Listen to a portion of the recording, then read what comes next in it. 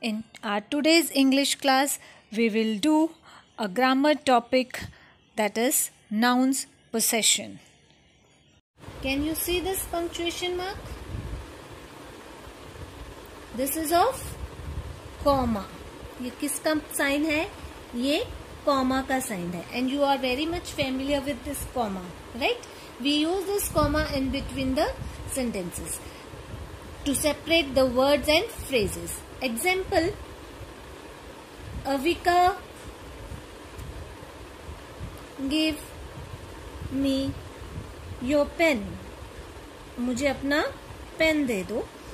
I have used this in between a sentence and after a noun and on the same line where we use the full stop sign. But when I use this comma sign after a word but not at the bottom, नीचे नहीं, on the top. नीचे की जगह मैंने इसे कहाँ लगाया है? On the top. Then this comma sign will become apostrophe. हम उसे क्या बोलेंगे? Apos, A-P-O-S-T-R-O-P-H-E,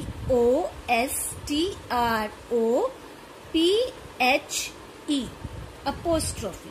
And इसका मार्क क्या होता है? This is the apostrophe mark, not at the bottom but on the top. Remember this. This is called apostrophe mark. So today we will learn this only. We will learn the apostrophe noun under the heading nouns possession. Possession means it's very easy. Possess करना किसी चीज को means it shows belongingness और ownership. ये belongingness, ownership और relationship को show करता है.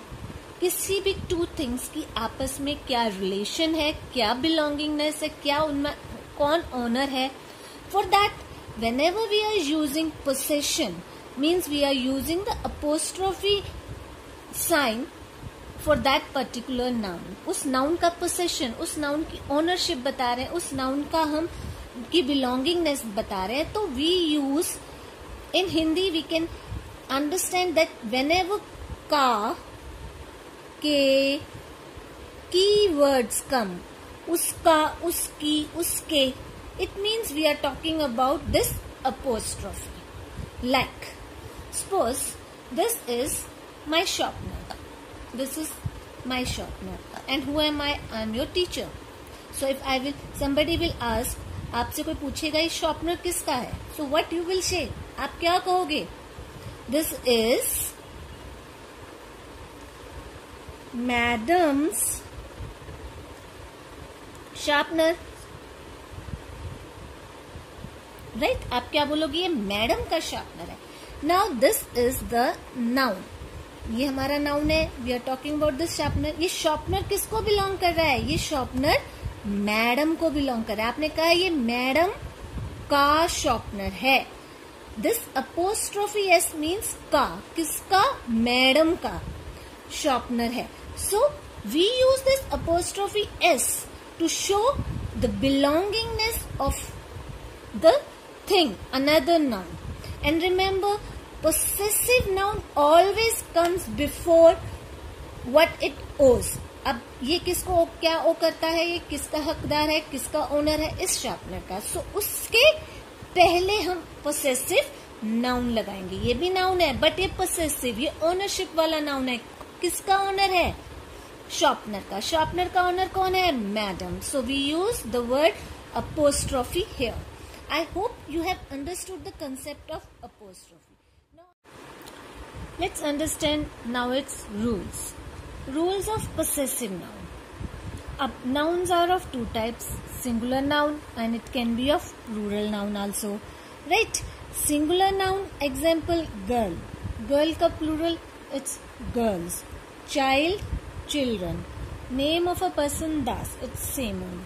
जब सिंगुलर नाउन में बात कर रहे हैं, it's girl, girls, child, children, boy, boys, cow, cows. Many times we have this S at the last, and many times we have a different alphabet at the last. So what we have to remember, whenever we are using the apostrophe sign, we have to see कि last alphabet कौन सा है. Like the first rule is when we add S apostrophe S to singular and plural noun not ending with S alphabet. S alphabet से जब वो end नहीं कर रहा, मान लो हम बात कर रहे हैं ये पेन किसका है, ये पेन लड़की का है, तो हम बोलेंगे दिस इज गर्ल्स पेन. मैंने क्या किया, अपोस्ट्रोफी डाला और then I have added s, apostrophe s. लड़के का है, लड़के का, आई हैव टोल्ड यू का के की, किसका है, लड़के का, बॉयज पेन, लड़के का. अब वो राहुल का है तो we will say Rahul's pen, किसका पेन है वो, राहुल का. Apostrophe and then s. Last alphabet जो है वर्ड का it's L but not s. Similarly madam, तो मैडम्स पेन. चिल्ड्रन प्लूरल है लेकिन यहाँ एस से एंड नहीं है, तो we will write again the same rule will be followed. जहां लास्ट में एस अल्फाबेट नहीं है we will use apostrophe mark and then alphabet S. But अगर लास्ट में ऑलरेडी, चाहे वो सिंगुलर नाउन हो चाहे वो प्लूरल नाउन हो, अगर लास्ट में ऑलरेडी एस है, लाइक गर्ल्स, दास, बॉयज, फादर्स, तो इसमें हम क्या करेंगे, ये पेन किसके हैं, अब ये दो पेन है तो ये पेन किसके हैं, ये पेन लड़कियों के हैं, तो what we will write, girls.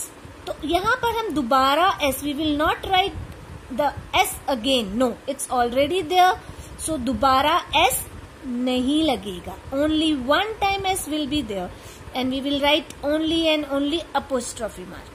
अब name of a person Das, already S is there, तो अगर ये दास का पेन है तो वी विल राइट दास, हम बोलेंगे दास पेन, कि दास का पेन है. लड़कों का है तो बॉयज, यहाँ पे प्लूरल बॉयज की बात कर रहे हैं, दोनों में साउंड सेम है, बॉयज पेन, लड़के का पेन है. अब अपोस्ट्रोफी, अगर सिर्फ अपोस्ट्रोफी साइन है मीन्स ये प्लूरल की बात कर रहे हैं. अपोस्ट्रोफी साइन पहले है और एस बाद में है means we are talking about singular boy. This is a difference. Father ज्यादा प्लूरल, फादर्स है यहाँ पर, तो हम यहाँ लिखेंगे फादर्स पेन, पापा लोगों के पेन है, राइट.